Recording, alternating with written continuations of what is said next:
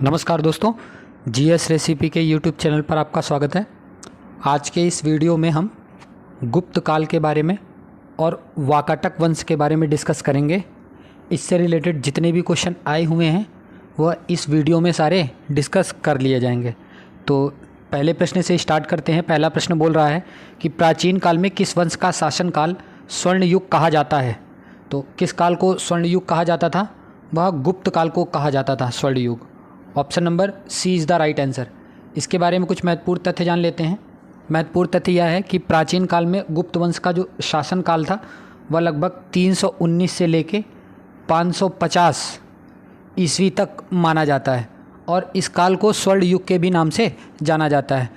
इस काल में कला, साहित्य, धर्म में भारत ने अभूतपूर्ण जो है वह प्रगति की थी। गुप्त वंश के शासकों का अगर आप क्रम देखना चाहोगे तो 319 से लेके 550 तक सारे क्रम में बता देता हूँ। तो पहले से स्टार्ट करते हैं। सबसे पहले आए श्रीगुप्त। आप नाम नोट कर लीजिएगा, इंपॉर्टेंट है ये। सबसे पहले आए कौन? श्रीगुप्त। श्रीगुप्त को घटोत्कच भी बोला जाता है। घटोत्कच गुप्त, घटोत्कच गुप्त इनका दूसरा नाम है, याद रखिएगा। इन्होंने शासन किया कब से कब तक? इन्होंने शासन किया 275 से लेके 319 ईस्वी तक। ओके। फिर दूसरे नंबर पे कौन है? दूसरे नंबर पे आए चंद्रगुप्त प्रथम। दूसरे नंबर पे आए चंद्रगुप्त प्रथम। इन्होंने कब से कब तक शासन किया? 319 से लेके 350 ईस्वी तक इन्होंने शासन किया। फिर तीसरे नंबर पे आए समुद्रगुप्त। तीसरे नंबर पे कौन से आए? समुद्रगुप्त। समुद्रगुप्त ने कब से कब तक शासन किया? इन्होंने 350 से लेके 375 ईस्वी तक शासन किया। फिर उसके बाद चौथे नंबर पे आए चंद्रगुप्त द्वितीय। चंद्रगुप्त द्वितीय। चंद्रगुप्त द्वितीय ने कब से कब तक शासन किया? इन्होंने 775 से लेके 415 ईस्वी तक शासन किया। फिर उसके बाद पाँचवें नंबर पे आए कुमारगुप्त प्रथम। पाँचवें नंबर पे आए कुमारगुप्त प्रथम। इन्होंने कब से कब तक शासन किया? इन्होंने 415 से लेके 455 ईस्वी तक शासन किया। फिर उसके बाद छठवां नंबर आया। छठवें नंबर पे कौन आए? छठवें नंबर पे आए स्कंदगुप्त। स्कंदगुप्त। और स्कंदगुप्त ने कब से कब तक शासन किया? इन्होंने 455 से लेके 467 ईस्वी तक शासन किया। तो ये 6 राजाओं के बारे में मैंने बता दिया है। और गुप्त वंश का जो प्रथम शासक था जिसका नाम क्या था? जिसका नाम श्रीगुप्त था। जिसके बारे में जो हमें जानकारी मिलती है वह एक जैसे यात्री वगैरह नहीं आया करते थे, तो एक यात्री आया था इनके समय में, श्रीगुप्त के समय में। उसका नाम था इत्सिंग। उसका नाम था इत्सिंग। इत्सिंग ने जो अपनी बुक लिखी थी उसमें श्रीगुप्त के बारे में हमें पता चलता है। और क्या महत्वपूर्ण तथ्य है? और महत्वपूर्ण तथ्य यह है कि एक दुर्ग है जिसका नाम है बयाना दुर्ग। बयाना दुर्ग का जो विष्णुवर्धन विजय स्तंभ है ना, कौन सा स्तंभ? विष्णुवर्धन। विष्णुवर्धन विजय स्तंभ जो है वह गुप्त काल से ही रिलेटेड है। और गुप्त काल के शासन काल के अंतिम दौर में हूणों का भी आक्रमण हुआ था, जिससे गुप्त वंश जो है वह काफ़ी घबरा भी गया था। तो इस प्रश्न का सही जवाब क्या था? वह था option number C is the right answer. अगले प्रश्न की ओर बढ़ते हैं। अगला प्रश्न है बयाना दुर्ग स्थित वरिक विष्णुवर्धन विजय स्तंभ किस काल का माना जाता है? तो मैंने बताया था यह किस काल का माना जाता है। यह गुप्त काल का माना जाता है। Option number D is the right answer. अगले प्रश्न की ओर बढ़ते हैं। अगला प्रश्न क्या है? अगला प्रश्न बोल रहा है कि कौन सा राजवंश हूणों के आक्रमण से अत्यंत विचलित हुआ? तो मैंने बताया था कौन विचलित हुआ।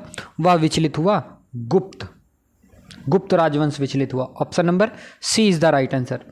अगले प्रश्न की ओर बढ़ते हैं। अगला प्रश्न क्या है? अगला प्रश्न बोल रहा है कि प्रथम गुप्त शासक के बारे में निम्न में कौन जानकारी देता है? तो मैंने बताया था कौन जानकारी देता है। इत्सिंग जानकारी देता है। Option number C is the right answer. अगले प्रश्न की ओर बढ़ते हैं। अगला प्रश्न क्या है? अगला प्रश्न बोल रहा है कि गुप्त वंश ने किस अवधि में शासन किया? तो माना यह जाता है कि गुप्तों ने 319 एडी से लेके 550 एडी तक इन्होंने शासन किया। Option number A is the right answer. अगले प्रश्न की ओर बढ़ते हैं। अगला प्रश्न क्या है? अगला प्रश्न बोला है कि गुप्त वंश के शासक का सही क्रम क्या था? तो मैंने बताया था श्रीगुप्त ने स्थापना करी थी, तो पहले से ही आपका आंसर आ जाएगा। श्रीगुप्त, घटोत्कच गुप्त, चंद्रगुप्त, समुद्रगुप्त, यही सब है। तो option number A, option number A is the right answer. Option number A is the right answer. अगले प्रश्न की ओर बढ़ते हैं। अगला प्रश्न क्या है? अगला प्रश्न बोल रहा है कि गुप्त वंश के निम्नलिखित शासकों को क्रम में लगाइए। तो क्रम में लगा लेते हैं। सब शासनकाल लिख लीजिए कब से कब तक है। चंद्रगुप्त का जो शासनकाल है वह 319 से लेकर 350 तक माना जाता है। समुद्रगुप्त का जो शासनकाल है वो 350 से लेकर 375 तक माना जाता है। चंद्रगुप्त द्वितीय का जो शासनकाल है वो 375 से लेकर 415 ईस्वी तक माना जाता है। कुमारगुप्त का जो शासनकाल है वो 415 से लेके 455 ईस्वी तक माना जाता है। स्कंदगुप्त का जो शासनकाल है वो 455 से लेके 467 ईस्वी तक माना जाता है। तो सही क्या हो जाएगा? 1 2 3 4 5 क्रम सही हो जाएगा। कौन सा? Option number E is the right answer. इस प्रश्न का जवाब क्या होगा? Option number E is the right answer. अगले प्रश्न की ओर बढ़ते हैं। अगला प्रश्न क्या है? अगला प्रश्न बोला है निम्नलिखित में से किस गुप्त शासक ने सर्वप्रथम सिक्के जारी किए थे? तो किसने जारी किए थे? या जारी किए थे चंद्रगुप्त प्रथम ने। Option number A is the right answer. इसके बारे में महत्वपूर्ण तथ्य जान लीजिए। महत्वपूर्ण तथ्य यह है कि चंद्रगुप्त प्रथम जो है वह गुप्त वंश का वास्तविक संस्थापक माना जाता है और उसने ही सर्वप्रथम मुद्राओं का भी प्रचलन करवाया था। इतिहास में एक नए संवत गुप्त संवत का प्रारंभ, कौन सा? गुप्त संवत लगभग 319 ईस्वी के करीब चलाने का जो श्रेय जाता है वह चंद्रगुप्त प्रथम को ही दिया जाता है। जबकि जो रजत सिक्कों का जो प्रचलन था ना वो सर्वप्रथम किसने किया था? वह सर्वप्रथम चंद्रगुप्त द्वितीय ने किया था। तो इस प्रश्न का सही जवाब क्या था? वह था option number A is the right answer. अगले प्रश्न की ओर बढ़ते हैं। अगला प्रश्न क्या है? अगला प्रश्न है कि निम्नलिखित में से किसे भारत का नेपोलियन कहा जाता है? तो बहुत इंपॉर्टेंट क्वेश्चन है। आप देख सकते हैं कितनी बार पूछा गया है ये क्वेश्चन, है ना। तो इस प्रश्न का सही जवाब क्या है? वह है Samudragupta. Option number B is the right answer. इसके बारे में महत्वपूर्ण तथ्य जान लीजिए। महत्वपूर्ण तथ्य यह है कि चंद्रगुप्त प्रथम का जो उत्तराधिकारी था वह कौन हुआ? वह समुद्रगुप्त हुआ, जिसने 350 ईस्वी में ये राजगद्दी पर बैठा और इसने आर्यावर्त के 9 शासकों और दक्षिणावर्त के 12 शासकों को पराजित किया था। इन्हीं विजयों के कारण इसे स्मिथ, एक लेखक हैं वेस्टर्न के, यूरोप के, स्मिथ महोदय द्वारा इसे भारत का नेपोलियन कहा गया। और एक कवि थे जिनका नाम था हरिशेण, नाम नोट कर लीजिएगा आप। एक कवि थे जिनका नाम था हरिशेण। हरिशेण जो थे वो इनके दरबारी कवि थे। और समुद्रगुप्त के इतिहास का जो सर्वप्रथम प्रमुख स्रोत जो है वह उसी का जो उल्लेख है, जिसमें एक स्तंभ लेख है ना, प्रयाग प्रशस्ति। क्या नाम है? प्रयाग प्रशस्ति। इसमें इसका उल्लेख मिलता है। प्रयाग प्रशस्ति भी बोल सकते हैं उसको, या इलाहाबाद स्तंभ लेख भी बोल सकते हैं। क्या? इलाहाबाद स्तंभ लेख। ठीक है, ये क्वेश्चन बहुत बार पूछा गया है कि समुद्रगुप्त के बारे में कौन से अभिलेख से हमें पता चलता है। तो आप याद रखिएगा, प्रयाग प्रशस्ति में या तो इलाहाबाद स्तंभ लेख से हमें पता चलता है। यह लेख जो है मूलतः जो इलाहाबाद के पास में कौशाम्बी है ना, कौशाम्बी में खुदवाया गया था। ठीक है, यह जो लिखा गया है या ब्राह्मी लिपि में, यह जो लिखा गया है या ब्राह्मी लिपि में तथा विशुद्ध संस्कृत भाषा में यह लिखा गया है। यह संस्कृत की एक चंपू शैली, कौन सी शैली थी? चंपू शैली का सुंदर उदाहरण यह एक तरीके से प्रस्तुत करता है।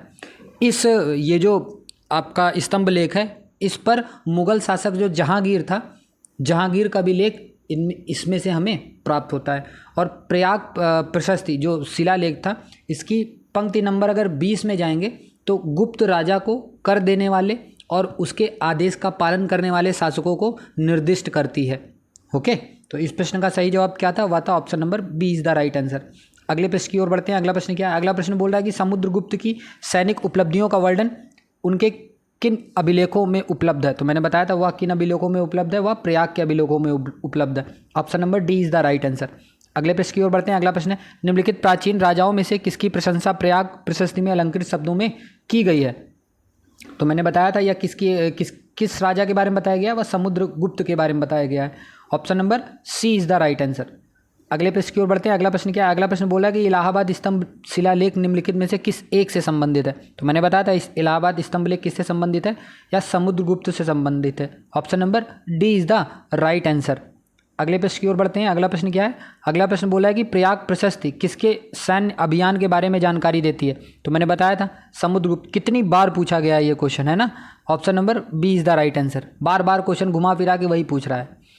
अगले प्रश्न की ओर बढ़ते हैं। अगला प्रश्न क्या है? अगला प्रश्न है समुद्रगुप्त के प्रयाग प्रशस्ति वाले स्तंभ पर निम्नलिखित में से किसका लेख मिलता है? तो इसमें जो लेख मिलता है वह जहांगीर का भी लेख मिलता है। Option number A is the right answer. अगले प्रश्न की ओर बढ़ते हैं। अगला प्रश्न क्या है? अगला प्रश्न थोड़ा सा बड़ा है, ध्यान से पढ़िएगा। निम्नलिखित कथन को पढ़िए और फिर बताइए कौन सा सही है। पहला कथन, हरिसेन समुद्रगुप्त के दरबार का प्रसिद्ध कवि था। मैंने बताया था, हाँ ये था। दूसरा कथन बोल रहा है कि देवी चंद्रगुप्तम महाकाव्य की रचना भी इन्होंने की थी, तो ये गलत है, ये इन्होंने नहीं की थी। और तीसरा कथन है वह प्रयाग प्रशस्ति का भी रचयिता था, तो बिल्कुल सही बात है, तीसरा भी सही है। तो ऑप्शन कौन सा सही हो जाएगा? Option number D is the right answer. Option number D is the right answer. अगले प्रश्न की ओर बढ़ते हैं। ये भी क्वेश्चन काफ़ी बड़ा है, ध्यान से पढ़िएगा। क्वेश्चन है कि इलाहाबाद प्रशस्ति के बारे में निम्नलिखित में से कौन सा कथन सही है? तो इसमें जो सही कथन है वो मैं बता देता हूँ। कौन सा सही कथन है? Option number D is the right answer. इसकी पंक्ति 20 गुप्त राजा को कर देने वाले और उसका आदेश पालन करने वाले शासकों को निर्दिष्ट करता है। इस प्रश्न का सही जवाब क्या हो जाएगा? इस प्रश्न का सही जवाब हो जाएगा option number D is the right answer. Okay, अगले प्रश्न की ओर बढ़ते हैं। अगला प्रश्न क्या है? अगला प्रश्न भी बड़ा सा है, ध्यान से पढ़िएगा। क्वेश्चन क्या बोल रहा है? क्वेश्चन बोल रहा है कि सूची 1 दे रखा है जिसमें दक्षिण भारत के समुद्रगुप्त के समकालीन राजाओं के बारे में बताया गया और दूसरे में उनके राज्य के बारे में बताया गया। तो आप जान सकते हैं कौन कौन से हैं। जो धनंजय थे, धनंजय किससे रिलेटेड थे? धनंजय जो है वो कुस्थलपुर से रिलेटेड थे। तो ए का हो जाएगा 3, आप नाम नोट कर लीजिएगा, ए का हो जाएगा 3। फिर जो नीलराज हैं, नीलराज जो रिलेटेड करते हैं वो अवमुक्त से करते हैं, बी का 1 नोट कर लीजिए। उग्रसेन जो हैं वह पालक से रिलेट करते हैं, तो सी का 4 हो जाएगा, तो 4 नोट कर लीजिए। और विष्णुगोप जो हैं वो कांची से रिलेट करते हैं, तो डी का हो जाएगा 2। तो 3142 जो है आप नोट डाउन कर सकते हैं। 3142 कहाँ पर है? वह है ऑप्शन नंबर सी में। Option number C is the right answer. Okay, चलिए अगले प्रश्न की ओर बढ़ते हैं। अगला प्रश्न क्या है? अगला प्रश्न बोल रहा है कि समुद्रगुप्त के प्रयाग प्रशस्ति में कौशल के शासक का क्या नाम था? तो मैंने बताया था, अभी इसके ऊपर वाले प्रश्न में ही थे। कौशल के शासक का क्या नाम था? वह नाम था महेंद्र का। क्या नाम था? महेंद्र नाम था। Option number C is the right answer. Okay, अगले प्रश्न की ओर बढ़ते हैं। अगला प्रश्न क्या है? अगला प्रश्न बोला है भारत का निम्नलिखित में से कौन सा भाग समुद्रगुप्त के साम्राज्य में नहीं था? तो देखो, सारे सब पर आक्रमण कर लिया था, वो जो बिहार का ऊपर वाला भाग है वो वहाँ तक नहीं पहुँच पाया था। Option number D is the right answer. बाकी सब में इसने कब्जा कर लिया था।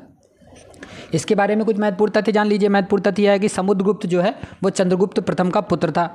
उसकी माता का नाम जो था, उसकी माता का नाम कुमार देवी था। उसकी माता का नाम क्या था? कुमार देवी था, जो कि लिच्छवी की राजकुमारी थी। कहाँ की? लिच्छवी की राजकुमारी थी। इसे भारत का नेपोलियन भी कहा जाता है, ठीक है। और समुद्रगुप्त को तुष्ट होने पर कुबेर तथा रुष्ट होने पर यम के समान बताया गया है। मतलब खुश होने पर कुबेर के समान बताया गया है और गुस्सा होने पर यमराज जी के समान बताया गया है। इसने लगभग भारत के सभी शासकों को हराया था और इन सब के बारे में प्रयाग प्रशस्ति में साम्राज्य के अंतर्गत उत्तर प्रदेश, बिहार, मध्य प्रदेश, आसाम, दक्षिण भारत के राज्य जो हैं वह सम्मिलित हैं। और क्या महत्वपूर्ण तथ्य है? और महत्वपूर्ण तथ्य है कि इसने एक उपाधि भी धारण की थी। उस उपाधि का क्या नाम था? उस उपाधि का नाम था पृथिव्या प्रथम वीर। यह उपाधि जो है यह इसने धारण की थी।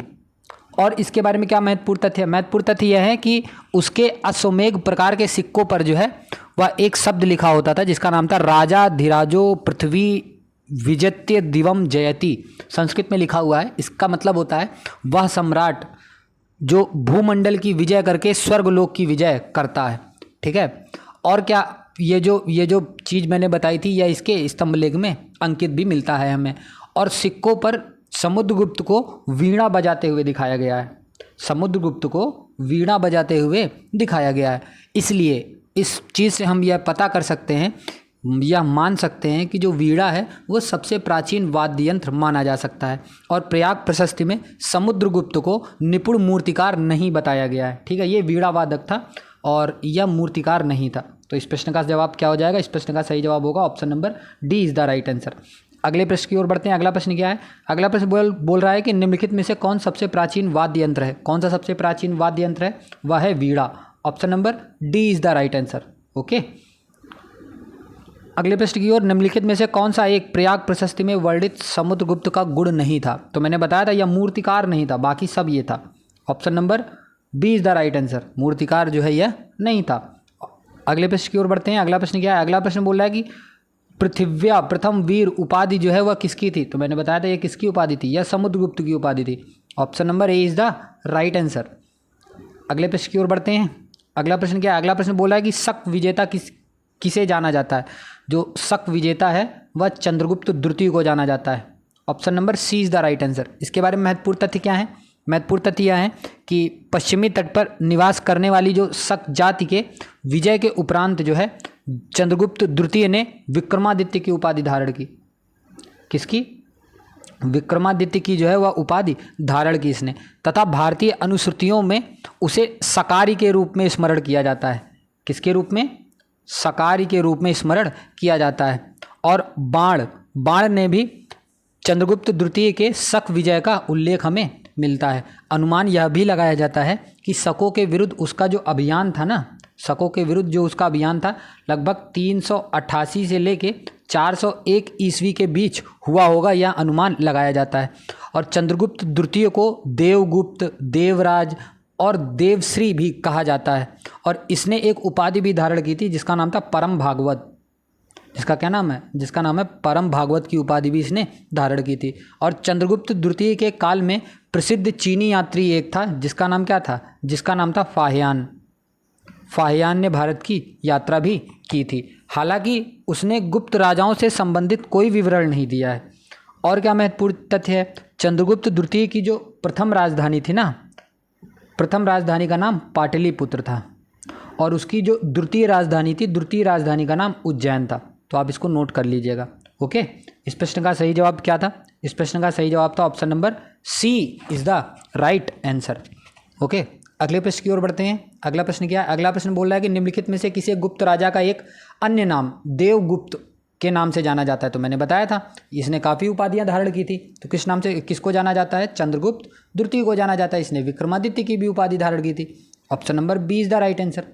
अगले प्रश्न की ओर बढ़ते हैं। अगला प्रश्न क्या है? परम भागवत उपाधि धारण करने वाला प्रथम गुप्त शासक कौन था? तो मैंने बताया था यह कौन था? यह चंद्रगुप्त द्वितीय था, जिसको हम विक्रमादित्य भी बोलते हैं। Option number C is the right answer. अगले प्रश्न की ओर बढ़ते हैं। अगला प्रश्न क्या है? अगला प्रश्न है कि फाहियान ने किसके व्यक्तित्व का विस्तृत वर्णन दिया है? किसके व्यक्तित्व के बारे में बताया है? किसी के बारे में नहीं बताया। मैंने बताया था ना, आया तो था इसने, लेकिन किसी भी गुप्त राजा के बारे में इसने नहीं बताया था। Option number D is the right answer. अगले प्रश्न की ओर बढ़ते हैं। अगला प्रश्न क्या है? गुप्त नरेश चंद्रगुप्त द्वितीय की दूसरी राजधानी क्या थी? दूसरी राजधानी जो थी वह उज्जैन थी। Option number A is the right answer. अगर पूछ लिया जाए पहली राजधानी कौन सी थी, तो पहली राजधानी का नाम पाटलिपुत्र था। क्या था? पाटलिपुत्र था। ओके, इस प्रश्न का सही जवाब है option number A is the right answer.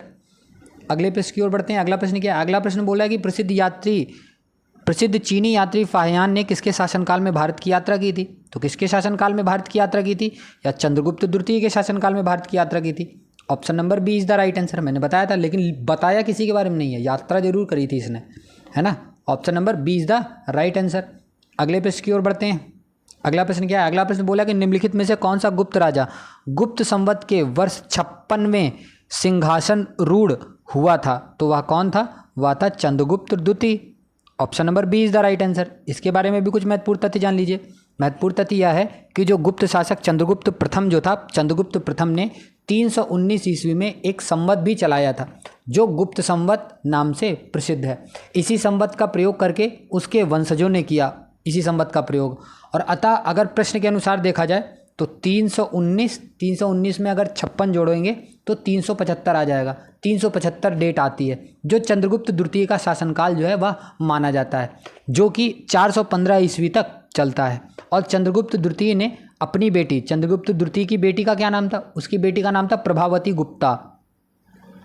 क्या नाम था? प्रभावती गुप्ता। प्रभावती गुप्ता का जो विवाह है, वाकाटक वंश उस समय चल रहा था, और वाकाटक वंश के एक नरेश थे जिनका नाम था रुद्रसेन द्वितीय।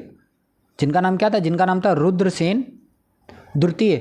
अपनी बेटी प्रभावती गुप्ता का विवाह वाकाटक के नरेश रुद्रसेन द्वितीय से भी इसने किया था, जिसकी मृत्यु पर वह शासिका संरक्षक बन भी गई थी। और चांदी का सिक्का जारी करने वाला प्रथम गुप्त शासक जो है वह भी चंद्रगुप्त द्वितीय ही था। और चंद्रगुप्त द्वितीय के दरबार में नवरत्न, जो नवरत्न थे ना, नवरत्न जो है वह निवास भी करते थे, जिसमें छपड़क, फलित ज्योतिष से संबंधित था। और अगर महत्वपूर्ण तथ्य जानना चाहेंगे तो महत्वपूर्ण तथ्य यह है कि कालिदास और अमर सिंह जो हैं वह गुप्तकालीन ही प्रसिद्ध विद्वान थे।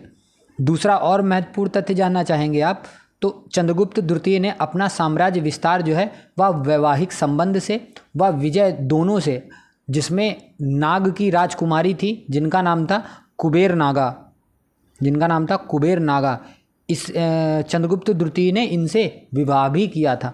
ठीक है, तो इस प्रश्न का सही जवाब क्या था? वह था option number B is the right answer. अगले प्रश्न की ओर बढ़ते हैं। अगला प्रश्न क्या है? चंद्रगुप्त द्वितीय ने अपनी बेटी प्रभावती का विवाह किससे किया? तो मैंने बताया था वाकाटक के नरेश थे। नरेश कौन थे? रुद्रसेन प्रथम थे या रुद्रसेन द्वितीय? तो option number B is the right answer, Rudrasena द्वितीय थे। Okay, option number B is the right answer. अगले प्रश्न की ओर बढ़ते हैं। अगला प्रश्न बड़ा सा है, ध्यान से पढ़िएगा। क्वेश्चन बोल रहा है कि चंद्रगुप्त द्वितीय के बारे में निम्नलिखित कथनों में से कौन सा एक सही नहीं है? तो मैं बता देता हूँ कौन सा सही नहीं है, बाकी सब सही है ऊपर। ऑप्शन नंबर डी सही नहीं है। उसने अपनी पुत्री प्रभावती का विवाह अहोम राजकुमार के साथ नहीं किया था, वाकाटक के नरेश रुद्रसेन द्वितीय से अपनी पुत्री का विवाह किया था। Option number D is the right answer. Okay, चलिए अगले प्रश्न की ओर बढ़ते हैं। अगला प्रश्न क्या है? अगला प्रश्न बोला है कि चांदी के सिक्के जारी करने वाला प्रमुख गुप्त शासक जो था वह कौन था? चांदी के सिक्के जारी करने वाला प्रमुख जो गुप्त शासक था वह था चंद्रगुप्त द्वितीय। Option number C is the right answer. Okay, अगले प्रश्न की ओर बढ़ें। अगला प्रश्न बोल रहा है कि हाँ, चंद्रगुप्त के 9 रत्नों में से निम्न में से कौन फलित ज्योतिष से संबंधित था? तो ज्योतिष से संबंधित कौन था? मैंने बताया था, वह था छपड़क। Option number C is the right answer. अगले प्रश्न की ओर बढ़ते हैं। अगला प्रश्न क्या है? अगला प्रश्न बोल रहा है कि दामोदर पुत्र ताम्रपत्र लेख जो स्थानीय प्रशासन का विवरण देता है किसके शासनकाल से संबंधित है? या जो संबंधित है ना, या कुमारगुप्त प्रथम के शासनकाल से संबंधित है। Option number C is the right answer. इसके बारे में अगर महत्वपूर्ण तथ्य जानना चाहेंगे तो महत्वपूर्ण तथ्य आप नोट कर सकते हैं। महत्वपूर्ण तथ्य यह है कि कुमारगुप्त प्रथम जो है, कुमारगुप्त प्रथम के अब तक के कुल 18 अभिलेख जो हैं वह प्राप्त हुए हैं। इतने अधिक अभिलेख किसी भी अन्य गुप्त शासक के हमें नहीं मिलते हैं। प्रमुख अभिलेख की बात करें तो कुछ अभिलेख के नाम आप नोट कर सकते हैं। प्रथम अभिलेख जो है वह बिलसद अभिलेख है। दूसरा जो है वह गढ़वा के 2 शिलालेख प्राप्त हुए हैं। तीसरे में मंदसौर का अभिलेख है। चौथे में करमदंडा अभिलेख है। 5वें में मनकुंवर अभिलेख है। 6वें में मथुरा का लेख है। 7वें में सांची का लेख है। 8वें में उदयगिरी गुहा लेख है। 9वें में तुनैन अभिलेख है। तो 9 जो इम्पोर्टेंट है, सारे इम्पोर्टेंट अभिलेख जो है मैंने बता दिए। मैं उम्मीद करता हूँ कि आपने नोट कर लिए होंगे। और क्या महत्वपूर्ण तथ्य है? महत्वपूर्ण तथ्य यह है कि बांग्लादेश के 3 स्थलों से कुमारगुप्त काल के 3 ताम्रपत्र जो हैं वह प्राप्त हुए हैं। आप उनका भी नाम नोट कर सकते हैं जो बांग्लादेश में प्राप्त हुए हैं। पहले नंबर पर नोट करिएगा धनदय ताम्रपत्र, दूसरा है दामोदरपुर ताम्रपत्र और तीसरा है वैग्राम ताम्रपत्र। ठीक है, और क्या महत्वपूर्ण तथ्य है? महत्वपूर्ण तथ्य यह है कि दामोदरपुर ताम्रपत्र जो है वह बांग्लादेश के एक जिला है जिसका नाम है दिनाजपुर। जिसका नाम क्या है? जिसका नाम है दिनाजपुर। जिले में यह स्थित है। यहाँ से प्राप्त कुमारगुप्त के 2 अभिलेखों से उसकी शासन व्यवस्था के बारे में हमें पता चलता है। इस प्रदेश को पुंड्रवर्धन भी कहा जाता है। जहाँ का जो शासक था वह चिरादत्त था। जहाँ का शासक कौन था? जहाँ का शासक जो था वह चिरादत्त था। ओके, तो इस प्रश्न का सही जवाब क्या है? इस प्रश्न का सही जवाब है option number C is the right answer. अगले प्रश्न की ओर बढ़ते हैं। अगला प्रश्न क्या है? अगला प्रश्न बोल रहा है कि वह श्रेणी जो कुमारगुप्त प्रथम के काल में लाट से आकर 10पुर में बस गई थी किस वस्तु के व्यापार में संलग्न थी? किस वस्तु के व्यापार में यह संलग्न थी? तो वह पट वस्त्र में संलग्न थी। Option number D is the right answer. इसके बारे में भी कुछ महत्वपूर्ण तथ्य जान सकते हैं। महत्वपूर्ण तथ्य यह है कि व्यवसाय एवं उद्योग का जो संचालन जो है वह श्रेणियाँ करती थी। श्रेणी एक ही तरह के व्यवसाय अथवा शिल्प का अनुसरण करने वाले लोगों की एक तरीके से समिति होती थी। और एक अभिलेख है जिसका नाम है मंदसौर अभिलेख। इसका नाम क्या है? जिनका नाम है मंदसौर अभिलेख। मंदसौर अभिलेख में एक श्रेणी है जिसका नाम है पट्टवाय श्रेणी। जिसका नाम क्या है? जिसका नाम है पट्टवाय श्रेणी। इसका मतलब होता है रेशमी सूत बनाने वाली श्रेणी। या एक और श्रेणी है जिसका नाम है तंतुवाय श्रेणी। इसका नाम क्या है? जिसका नाम है तंतुवाय श्रेणी। इसका उल्लेख जो है हमें मिलता है उस अभिलेख में, ठीक है, जो लाट प्रदेश को छोड़कर दसपुर में जाकर बस गई थी।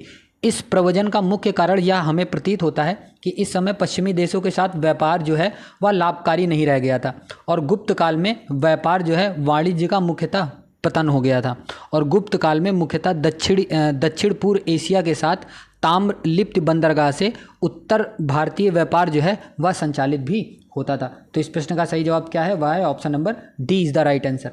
अगले प्रश्न की ओर बढ़ते हैं। अगला प्रश्न क्या है? अगला प्रश्न बोला है कि गुप्त काल में उत्तर भारतीय व्यापार निम्नलिखित में से किस एक पत्तन से संचालित होता है?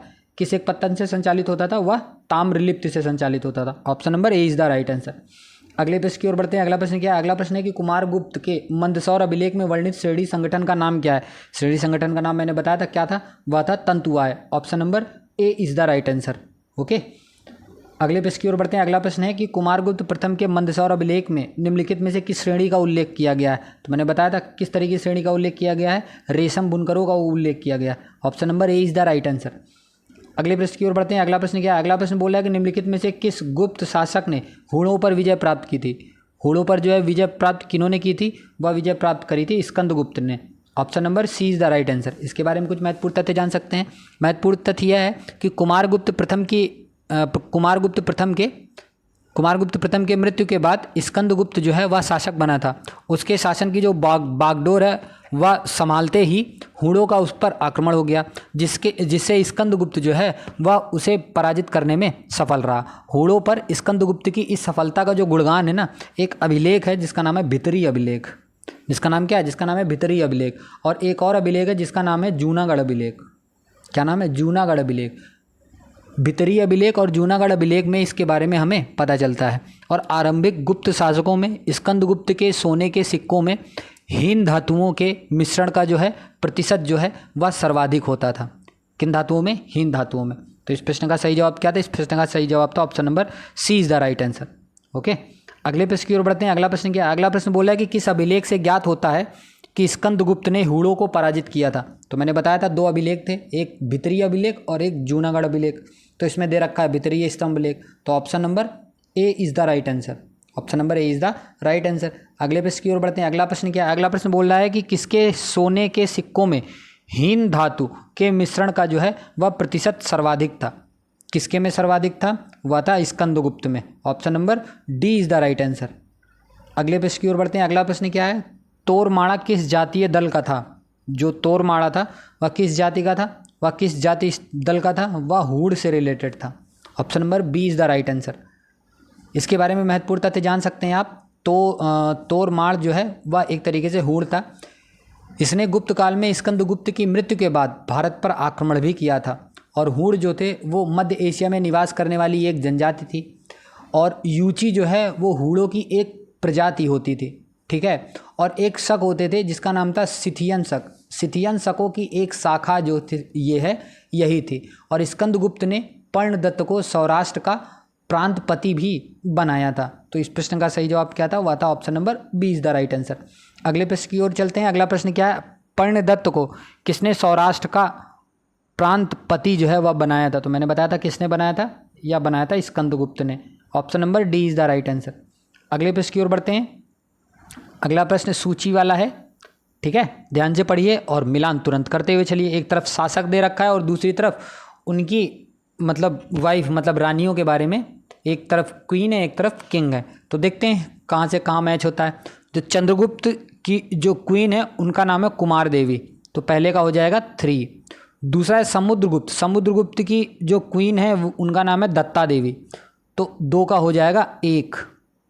ओके, तीसरा है चंद्रगुप्त द्वितीय। चंद्रगुप्त द्वितीय की जो क्वीन है उनका नाम है कुबेर नागा, सी का हो जाएगा 2। और जो लास्ट दे रखा है कुमारगुप्त प्रथम, ये रिलेट करते हैं अनंत देवी से, तो इसका हो जाएगा 4। तो इसका आंसर क्या हो जाएगा? 31-24 जिसमें होगा वही सही आंसर होगा। 31-24 आंसर नंबर ए में है। Option number A is the right answer. Okay, अगले प्रश्न की ओर बढ़ते हैं। अगला प्रश्न क्या है? अगला प्रश्न बोल रहा है कि निम्नलिखित में से कौन सही सुमेलित नहीं है?